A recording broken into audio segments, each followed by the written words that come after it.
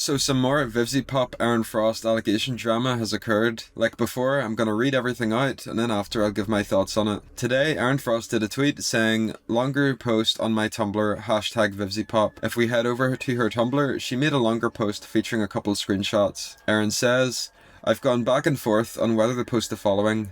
This is not an easy decision, but I firmly believe it's the right one.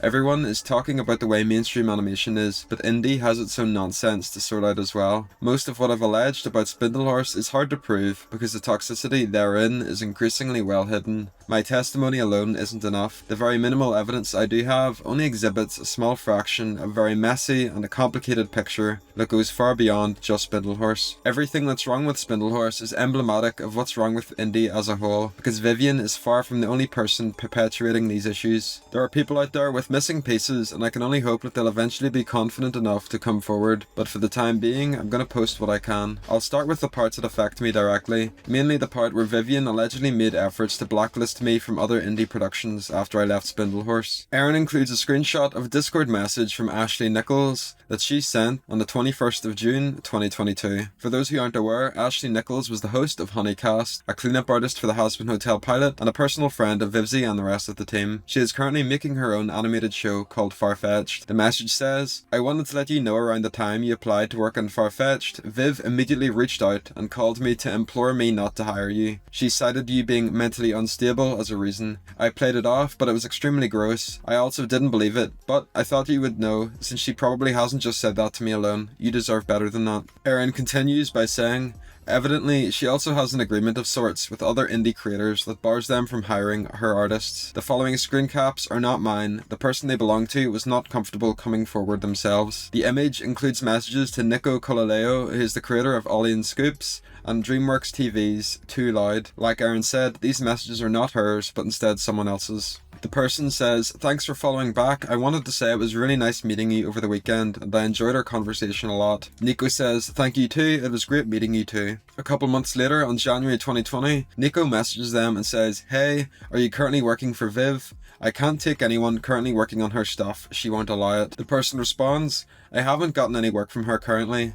I'm hoping on working more with her in the future, but I have no idea when it'll be. They add, do you want me to talk to her about it? Nico says, how about just ask her you're thinking about doing boards for me, and you want to check out and see if she needs you for work or not. The person responds, I talked to her and it sounds like she's cool with it, as long as deadlines are clear and I can swing them, happy face. Nico says, okay, well for now I'm just accruing a list of people I'd like to work with in the near future. I'll go ahead and add you, thanks. The next image included is a screenshot of messages from Vivziepop herself. There is no date on the images unfortunately, but they appear to be sent to Capdevielle, who is a co-writer for the Hazbin Hotel pilot and co-creator of the animated web series Farfetched, which I mentioned earlier. Vivzi says, Dave, I don't want to cause a situation. I have no control over my career applying other places, but we know a bunch of our team is joining Farfetched. I'm hurt, because they're going to be doubling work. Just as we started the episode I'm legit the most proud of. My supervisor wants to let go of everyone doing both, and my gut says that's a lot of people. Can you maybe try to hire outside of my current crew? Please.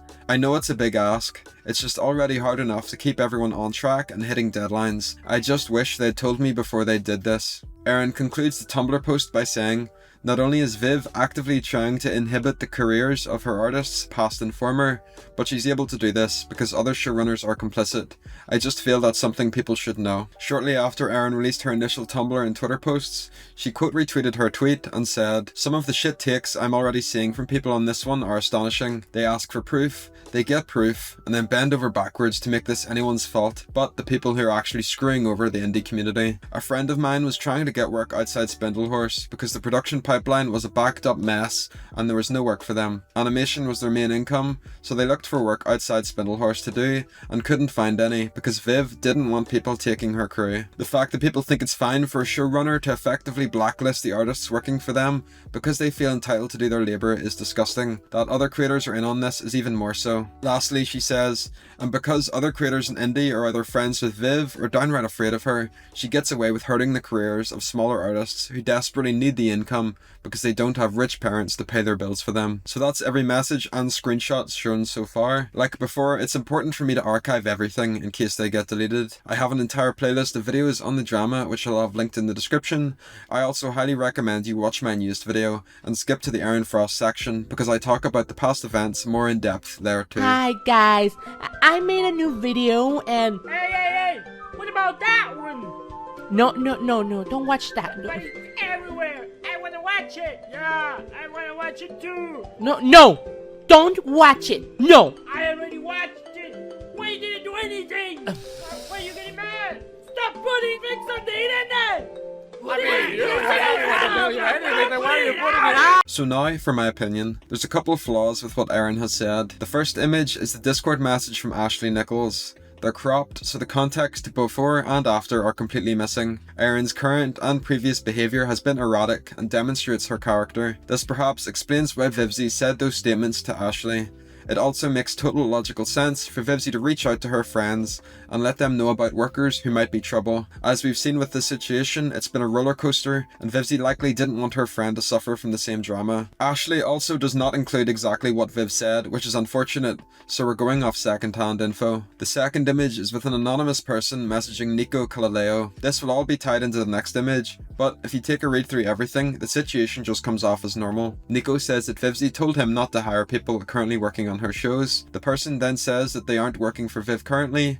Nico asks her to double check with Vivzie if it's okay for them to work for Nico. Vivzie says yep, it's fine. Nico then adds them to the list of people he's looking to work with in the future. This interaction comes off as normal and I don't really know why it's included. In another Twitter thread back in August, Nico himself defended Vivzie. The last image, and the most important of them all, is an actual message from Vivzie herself. She messages Dave and urges him not to hire people currently working on Helva. The first reason she says this is because these people will be doubling their workload. They'll have to work on 2 shows simultaneously, which can be mentally taxing and stressful for the artist. The second reason is that they're working on the episode that Viv is the most proud of. My theory is that this episode was episode 7, Aussies. That episode was entirely written by Vivzie and included a lot of deep emotional moments. It's personally my favourite episode of the series, so I can understand why Viv wanted it to be perfect. Vivzie includes that her supervisor wanted her to let go of everyone that was working on 2 jobs, but Vivzie wasn't a fan of this, as it could be a lot of people. Vivzie politely asks Dave to hire people who aren't in her crew. Vivzie ends her message by saying that it's hard enough to keep people on track and hit deadlines. She also mentions that she'd wish these artists had informed Vivzie prior to applying for Farfetched. After taking a look at this message, it gives off the impression that Vivzie is compassionate and is worried about her workers. She doesn't want them to be overworked,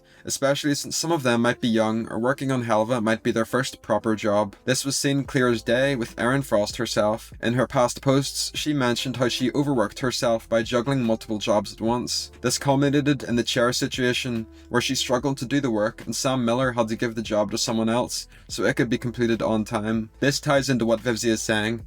Perhaps there's been multiple occasions where people have failed to complete work or tried to juggle too many projects at once. This has slowed down production and also led to people becoming burnt out. At least to me, it appears that Vivzie is concerned for her employees and wants what's best for them. Vivzie mentioned at the end that the people applying for Farfetched didn't inform her beforehand. This is pretty unfortunate because it seems like Vivzie was blindsided by a bunch of workers applying to projects they shouldn't have, and this has led to problems at Spindlehorse. They should have informed Vivzie beforehand and asked her for advice. At least to me, it seems like these artists saw an up-and-coming opportunity, applied for it without thinking, and now it's led to internal problems where people can't complete deadlines in time because they took on too many projects. Criticism can also be levelled against Erin for including these messages without consent. She doesn't include anywhere that she was given permission to share these. Like I said earlier, they're cropped and the context is missing. Like some Twitter users have said, it's not good for Erin to drag others into the drama without their consent, as it just muddies the water. Erin's follow-up replies and quote retweet only damage her argument. What she said was hyperbolic, and she didn't address the arguments directly. She attacks her own straw man position that's convenient for her to paint on everyone who disagrees with what she said, by stating that Vivzie is blacklisting artists when that isn't the case. Her own screenshot of Nico proved this when that artist asked Vivzie if it was okay to work on another project, and she said it was fine. Attacking people who asked for proof makes no sense as well. She should have included all of this when she made her original document months ago. The reason people ask for proper proof is because an old, cropped Discord message isn't enough evidence to label someone as a villain, especially when 5 months later we finally have a message from Vivzie, and it just goes against Erin's argument. Vivzie was concerned about her workers taking on too many projects at once, and this statement has been twisted into her apparently blacklisting her employees. The message with Ashley can't be taken at face value either, because it's second-hand info, and we don't know exactly what Viv said or what's being misconstrued between Ashley and Erin. In conclusion, the situation has been quite problematic. It's unfolded over many months, and I think it's important to cover all this so that people won't be misinformed on sites like Twitter or Tumblr. Let me know your thoughts on the situation down below, and special thanks to IOX for helping with the video. Thanks for watching.